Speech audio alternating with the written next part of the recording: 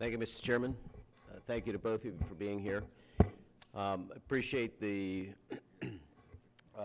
Chairman's scheduling oversight hearing in regards to CBO. Appreciate the work that you have done to both establish and to maintain the effectiveness of CBO. I served in a state legislature where we did not, in Pennsylvania, where we did not have an equivalent, and formed an independent fiscal agency, non-partisan independent fiscal agency, to do exactly what CBO was intended to do. We had to rely too much on the executive projections in the budget deliberations. So from my perspective, I think there's a really, really important role that CBO is filling and that should continue to fill. We can always talk about how to improve it, but I think it's, again, very important. You play a very, very important role, and we appreciate what you've done to advance that. Do have a question on, we talked about some of the frustrations, lack of communication that some members feel. Do you think that the way CBO prioritizes is required to prioritize requests may lead to some of that? So today you start, I believe, with leadership requests, then committee requests, and then if resources permit, you go with personal office requests. So I'd like to hear from either of you whether you think that is working. I believe it is. CBO is oversubscribed, and that's the reality. So I know in my time it led to frustration by some members because they had a bill and it hadn't been scored yet, and I would get calls and have to explain. It said nothing about our desired relation with that member or about the legislation. It was the priorities the leadership and other committees had put on us.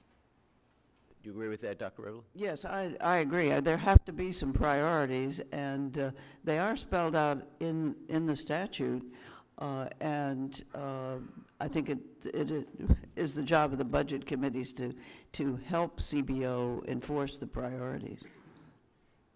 Change subjects. Dr. Rivlin, I'd love to at some time talk more with you with your experience. Happy to. Having been here in 1974. You know, I look back at that and understand that the intent was to create a process that works. You know, as I look back over what we've done since then, it clearly isn't working, at least in my view. I'm interested in learning more about your comments in regards to the Budget Act of 1990 and how that led to a balanced budget. But I'm new, first term. I've certainly come to the conclusion that the process itself is broken and needs to be fixed. So I guess I'd like to hear your perspective, Dr. Rivlin. You've been here. You saw what was done in 1974. Do you think we need a complete overhaul of the budget system, or do you think that we can just make incremental changes to what we attempted with the Budget Control Act of 1974? I think you can build on some of the institutions that were created, including the budget committees. You don't need to rip it up entirely, start over, but you need to think about what are we trying to do here, and how can we get a process that will lead us to a responsible long-term federal budget. And I've written, I worked with the late Senator Domenici most recently on a proposal for budget process reform. I'm happy to share that. But I think the main things are that the president and both chambers have to be involved in a decision about what the overall spending and taxing and debt is going to be. I agree with that. I have 45 seconds. What are some of the biggest takeaways that we can learn from 1990? From 1990? Right.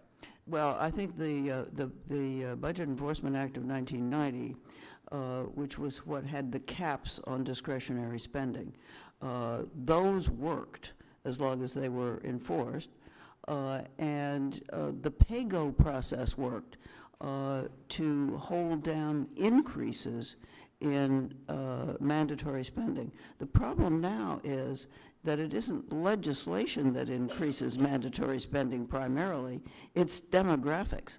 And that requires a different kind of rulemaking to make sure that you have enough revenue to pay for the long-term entitlements that you want. Thank you. I look forward to continuing that discussion with you.